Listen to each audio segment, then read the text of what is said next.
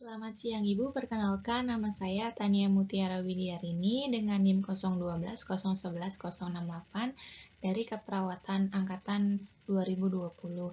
Di sini saya akan mempresentasikan hasil dari kelompok kami, yaitu mengenai asuhan keperawatan paliatif pada pasien gagal ginjal kronik. Yang pertama di sini ada nama anggota kelompok. Yang pertama Anggreni Dewi, kedua Anita, ketiga Delita, keempat Dinanti, kelima Erika, keenam Elis, ketujuh Fajri, kedelapan Hani, kesembilan Herlina, kesepuluh Hesti, kesebelas Rafif, kedua belas Tania, ke-13 Ulfa, dan terakhir ada Zulfa. Selanjutnya bab 1 pendahuluan. Penyakit ginjal kronis atau chronic kidney disease merupakan penyakit ginjal di mana terdapat penurunan fungsi ginjal yang selama periode bulanan hingga tahunan yang ditandai dengan penurunan glomerulus filtration rate atau GFR secara perlahan dalam periode yang lama. Tidak terdapat gejala awal pada penyakit ginjal kronis. Namun seiring waktu saat penyakit ginjal kronis memberat, akan timbul gejala-gejala seperti bengkak pada kaki, kelelahan, mual dan muntah, kehilangan nafsu makan, dan kebingungan. Di sini juga ada definisi perawatan paliatif atau palliative care merupakan salah satu pendekatan untuk meningkatkan kualitas hidup. Pendekatan ini ditujukan kepada keluarga dan pasien yang mengalami masalah terkait penyakit terminal atau yang mengancam kehidupan. Salah satu penyakit kronik yang memerlukan perawatan paliatif adalah penyakit gagal ginjal kronik. Selanjutnya ada tinjauan kasus. Pengertian palliative care yaitu menurut WHO, palliative care merupakan pendekatan untuk meningkatkan kualitas hidup pasien dan keluarga dalam menghadapi masalah yang berkaitan dengan masalah yang mengancam jiwa melalui pencegahan dan menghentikan penderitaan dengan identifikasi dan penilaian dini, penanganan nyeri dan masalah lainnya, seperti fisik, psikologis, sosial, dan spiritual menurut WHO tahun 2017. Palliative care ini berarti mengoptimalkan perawatan pasien dan keluarga untuk meningkatkan kualitas hidup dengan mengantisipasi, mencegah, dan mengobati penderita. Selanjutnya ada prinsip palliative care. Yang pertama, fokus perawatan terhadap kualitas hidup, termasuk kontrol gejala yang tepat. Yang kedua, pendekatan personal, termasuk pengalaman masa lalu dan kondisi sekarang. Yang ketiga, peduli terhadap seseorang dengan penyakit lanjut, termasuk keluarga atau orang terdekatnya. Yang keempat, peduli terhadap autonomi pasien dan pilihan untuk mendapatkan rencana perawatan lanjut, eksplorasi harapan dan keinginan pasien. Yang kelima, menerapkan komunikasi terbuka terhadap pasien atau keluarga kepada profesional keperawatan. Selanjutnya di sini ada peran dan fungsi perawat, yaitu dalam menjalankan peran dan fungsi perawat dalam palliative care, perawat harus menghargai hak pasien dalam menentukan pilihan, memberikan kenyamanan pasien, dan pasien merasa bermartabat yang sudah tercermin di dalam rencana asuhan keperawatan. Perawat memiliki tanggung jawab mendasar untuk mengontrol gejala dan mengurangi penderitaan dan support yang efektif sesuai kebutuhan pasien. Peran perawat sebagai pemberi layanan palliative care harus didasarkan pada kompetensi perawat yang sesuai kode etik keperawatan. Hal-hal yang berkaitan dengan pasien harus dikomunikasikan oleh perawat kepada pasien dan keluarga yang merupakan standar asuhan keperawatan yang profesional. Selanjutnya ada pedoman palliative care. Yang pertama, domain pertama, structure and process of care. Domain kedua, physical aspect of care. Yang ketiga, domain 3 atau psychological and psychiatric aspect of care. Domain 4, social aspect of care. Domain 5, spiritual, religious, and existential aspect of care. Domain 6, culture aspect of care. Domain 7, care of the patient at the end of life. Domain 8, ethical and legal aspect of care. Selanjutnya di sini ada definisi gagal ginjal kronis. Gagal ginjal kronis atau penyakit renal tahap akhir atau ESRD merupakan gangguan fungsi renal yang progresif dan irreversibel di mana kemampuan tubuh gagal untuk mempertahankan metabolisme, dan keseimbangan cairan dan elektrolit, menyebabkan uremia atau retensi urea dan sampah nitrogen lain dalam darah menurut Schmelzer dan Beer.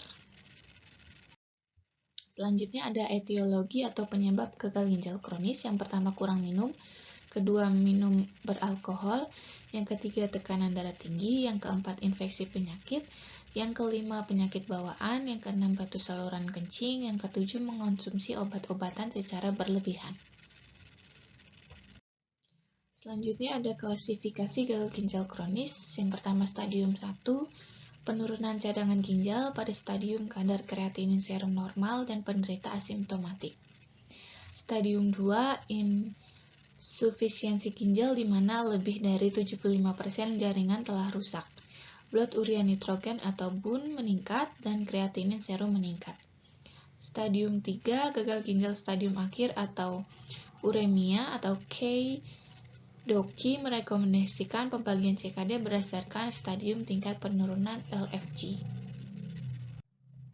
Di sini ada manifestasi klinis atau tanda dan gejala dari gagal ginjal kronik. Yang pertama, hipertensi, nyeri dada dan sesak nafas. Yang kedua, nafas dangkal, kusmau, batuk, dan sputum kental dan reak. Yang ketiga, anoreksia, nausea, dan vomitus. Yang keempat, pegal pada akhirnya sehingga selalu digerakkan. Burning feet syndrome, rasa kesemutan dan terbakar, terutama di telapak kaki dan tremor. Yang kelima, kulit berwarna pucat akibat anemia dan kekuningan akibat penimbunan urokom, gatal-gatal akibat toksik, kuku tipis dan rapuh. Selanjutnya, gangguan seksual, libido, fertilitas, dan ereksi menurun, gangguan menstruasi, dan aminoreks. Yang terakhir, anemia yang disebabkan karena berkurangnya produksi eritropoietin. Selanjutnya ada komplikasi gagal ginjal kronis. Yang pertama, hiperkalemia, yang kedua perikarditis, yang ketiga hipertensi, yang keempat anemia, dan terakhir ada penyakit tulang. Selanjutnya ada pemeriksaan penunjang gagal ginjal kronis. Yang pertama, pemeriksaan lab darah, hematologi HB, HT, eritrosit, leukosit, dan trombosit. Yang kedua, RFT atau renal funksi tes, urium dan kreatinin. Yang ketiga, LFT atau liver funksi tes. Yang keempat, elektrolit klorida, kalium, dan kalsium. Yang kelima, koagulasi studi PTT dan PTTK. Yang keenam, BGA. Dan untuk pemeriksaan urin khusus, benda keton, analisa kristal batu. Yang kedua, volume kurang dari 400 ml per jam, oliguri dan anuria. Yang ketiga, warnanya secara abnormal urin keruh disebabkan bakteri, partikel koloid, dan fosfat. Yang terakhir, sedimen kotor kecoklatan menunjukkan adanya darah dan HB. Selanjutnya di sini ada penata laksanaan gagal ginjal kronis. Yang pertama ada mengkaji status cairan dan mengidentifikasi sumber potensi ketidakseimbangan cairan pada pasien. Yang kedua, menetapkan program diet untuk menjamin asupan nutrisi yang memadai dan sesuai dengan batasan regimen terapi. Yang ketiga, mendukung perasaan positif dengan mendorong pasien untuk meningkatkan kemampuan perawatan diri dan lebih mandiri. Yang keempat, memberikan penjelasan dan informasi kepada pasien dan keluarga terkait penyakit chronic kidney disease, termasuk pilihan pengobatan dan kemungkinan komunikasi. Dan yang kelima ada memberi dukungan emosional. Selanjutnya di sini ada perawatan gagal ginjal kronis. Yang pertama, sumber makanan karbohidrat, kedua, sumber makanan protein, yang ketiga, sumber makanan lemak, keempat, sumber vitamin. Di sini kami juga akan membahas mengenai asuhan keperawatan palliative care pada pasien dengan gagal ginjal kronis stadium akhir. Pengkajiannya di sini nama klien Tuan D, umur 59 tahun, jenis kelamin laki-laki, agama Islam, suku bangsa Sunda Indonesia, status pernikahan menikah, pekerjaan swasta, alamat di Jalan Nyengseret Selatan RW 3, diagnosa medis CKD stadium 5 atau stadium akhir.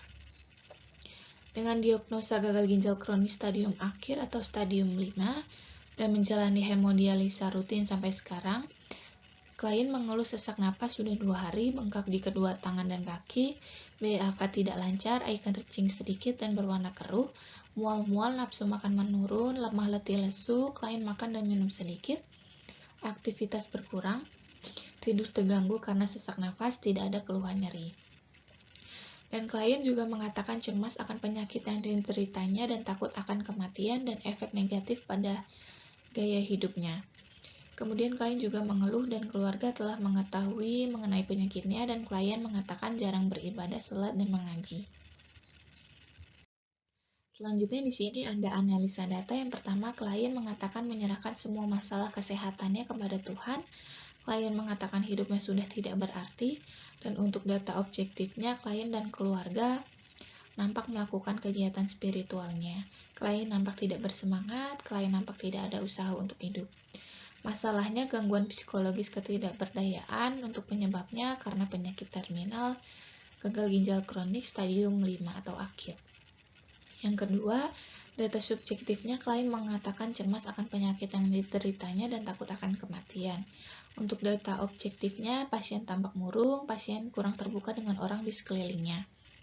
Masalahnya ansietas dan penyebabnya takut akan kematian dan efek negatif pada gaya hidup. Selanjutnya DX ketiga, data subjektifnya, klien mengatakan jarang beribadah, sholat, dan mengaji. Klien mengatakan pasrah dan hanya berserah dengan kondisinya. Dan data objektifnya, respon pasien tidak efektif, pasien banyak diam dan murung. Untuk masalahnya, resiko terhadap distress spiritual, dan penyebabnya perpisahan dari sistem pendukung keagamaan, kurang privasi atau ketidakmampuan diri dalam menghadapi ancaman kematian. Di sini ada diagnosa keperawatan palliative care. Yang pertama, gangguan psikologis ketidakberdayaan berhubungan dengan penyakit terminal. Yang kedua, ansietas berhubungan dengan takut akan kematian dan efek negatif pada gaya hidup. Yang ketiga, resiko terhadap distress spiritual, perpisahan dari sistem pendukung keagamaan, kurang privasi atau ketidakmampuan diri dalam menghadapi ancaman kematian. Di sini ada tujuan dan kriteria hasil dari DX pertama, yaitu gangguan psikologis ketidakberdayaan berhubungan dengan penyakit terminal. Setelah dilakukan tindakan keperawatan selama 2 kali 24 jam, diharapkan rasa ketidakberdayaan dapat berkurang. Untuk indikator kriteria hasilnya mengutarakan harapan masa depan yang positif, mengekspresikan keyakinan, mengutarakan kehendak untuk hidup, mengutarakan alasan untuk hidup, menyatakan optimisme. Intervensinya yang pertama, kaji status psikologi klien. Yang kedua, bantu pasien atau keluarga untuk mengidentifikasi. Yang ketiga, bantu klien mengembangkan spiritual diri. Yang keempat, ciptakan lingkungan yang memfasilitasi pasien berlatih agama yang sesuai. Yang keempat, motivasi klien untuk tetap optimis akan kesembuhannya. Yang keenam, motivasi klien agar lebih mendekatkan diri kepada Tuhan. Yang ketujuh, anjurkan keluarga untuk selalu memberikan support kepada klien. Untuk DS yang kedua, ansietas. Tujuannya setelah dilakukan tindakan keperawatan selama 2 kali 24 jam, diharapkan ansietas kematian dapat mereda. Kriteria hasilnya, tingkat ansietas terkendali, mengungkapkan penurutan perasaan ansietas. Untuk intervensinya yang pertama, berikan dukungan oleh orang terdekat pasien. Yang kedua, anjurkan keluarga untuk hadir sesering mungkin sesuai harapan pasien. Yang ketiga, anjurkan keluarga untuk dukung kebutuhan spiritual pasien. Yang keempat, berikan pengembangan cara pandang yang positif dalam situasi tertentu. Yang kelima, berikan informasi kepada keluarga tentang penyakit dan prognosis klien. DX yang ketiga, resiko terhadap distress spiritual. Tujuannya setelah dilakukan tindakan keperawatan selama 2 kali 24 jam, diharapkan ketidakberdayaan dapat berkurang. Kriteria hasilnya yang pertama, kepercayaan kesehatan, persepsi kemampuan. Yang kedua, mengungkapkan penerimaan diri. Yang ketiga, mengatakan optimisme pada masa depan. Intervensinya yang pertama, anjurkan keluarga untuk dukung kebutuhan spiritual pasien.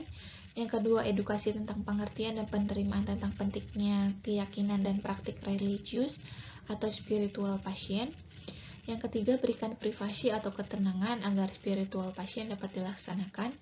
Yang keempat, anjurkan keluarga agar menyediakan alat untuk beribadah. Yang kelima, atur akses ke tokoh agama sesuai dengan keinginan pasien. Selanjutnya, implementasi pada tanggal 12 Agustus 2021 pukul 9. Yang pertama, mengkaji status psikologi pasien, yang kedua melakukan pendekatan yang menyenangkan dengan pasien dan keluarga, yang ketiga membantu pasien atau keluarga untuk mengidentifikasi harapan dalam hidup, yang keempat membantu pasien mengembangkan spiritual diri, yang kelima menciptakan lingkungan yang memfasilitasi pasien berlatih agama yang sesuai, yang keenam menganjurkan keluarga untuk selalu memberikan support kepada pasien. Untuk implementasi hari kedua pada tanggal 13 Agustus tahun 2021, yang pertama memberikan dukungan oleh orang terdekat pasien. Yang kedua, menganjurkan kepada keluarga untuk hadir sesering mungkin spiritual ke pasien. Yang keempat, memberikan pengembangan cara pandang yang positif dalam situasi tertentu. Yang kelima, memberikan informasi kepada keluarga tentang penyakit dan prognosis pasien. Untuk hari ketiga pada tanggal 14 Agustus tahun 2021, implementasi yang dilakukan yaitu menganjurkan keluarga untuk dukung kebutuhan spiritual pasien. Yang kedua, mengedukasi tentang penerimaan pentingnya keyakinan dan praktik religius atau spiritual pasien. Yang ketiga, memberikan privasi atau ketenangan agar spiritual pasien dapat dilaksanakan. Yang keempat, menganjurkan keluarga agar menyediakan alat ibadah untuk beribadah. Dan yang terakhir, mengatur akses ke ustadz sesuai dengan keinginan pasien. Untuk evaluasinya, di X pertama, gangguan psikologis ketidakberdayaan. Untuk S-nya, klien mengatakan menyerahkan semua masalah kesehatan pada Tuhan. Yang kedua, klien mengatakan lebih sedikit tenang setelah dilakukan pendekatan. Untuk O-nya, pasien tampak sedikit tenang saat diberikan pendekatan. Yang kedua, pasien tampak diam dan sedikit gelisah saat masih kurang mempertahankan pikiran positif. Untuk A-nya, masalah teratasi. P-nya, intervensi dilanjutkan. Yang pertama, kaji status psikologi pasien dan berikan penguatan positif. Untuk DX kedua, ansietas. S-nya, pasien mengatakan lebih tenang di saat orang-orang yang pasien sayangi berada di samping pasien. O-nya, pasien tampak rileks saat berada di dekat keluarga. A-nya, masalah teratasi sebagian. P-nya, intervensi dilanjutkan. Yang pertama, berikan dukungan oleh orang terdekat pasien. Yang kedua, anjurkan keluarga untuk hadir sesering mungkin sesuai harapan pasien. DX ketiga, resiko terhadap distress spiritual. Evaluasinya S-nya, klien mengatakan merasa sedih dengan sakitnya yang tidak ada perubahan. Yang kedua, klien mengatakan jarang beribadah. O-nya, pasien tampak gelisah. Masalah belum teratasi. B-nya, intervensi dilanjutkan. Anjurkan keluarga agar menyediakan alat untuk beribadah. Dan kedua, minta pasien untuk mengatur jadwal dengan tokoh agama. Kesimpulan, penyakit ginjal merupakan salah satu isu kesehatan dunia dengan beban pembiayaan yang tinggi. Banyak masalah muncul pada CKD sebagai akibat dari penurunan jumlah glomeruli yang berfungsi yang menyebabkan penurunan kesadaran. Untuk kasus palliative care, pasien gagal ginjal kronis pada Tuan D diberikan diagnosa keperawatan keputusasaan dan ketidakberdayaan dengan intervensi inspirasi harapan, self-efficiency enhancement, dan self-expand enhancement. Sarannya, dengan mengetahui penyebab penyakit gagal ginjal kronik, diharapkan masyarakat lebih menjaga kesehatan dengan melakukan kebiasaan pola hidup baik dan sehat. Yang kedua, untuk para tenaga medis juga sebaiknya memberikan penyuluhan secara jelas mengenai bahaya penyakit gagal ginjal kronis dan juga melakukan tindakan pengobatan secara tepat dan mendampingi klien dengan pasien terminal. Sekian yang dapat saya sampaikan, kurang lebihnya mohon maaf. Terima kasih.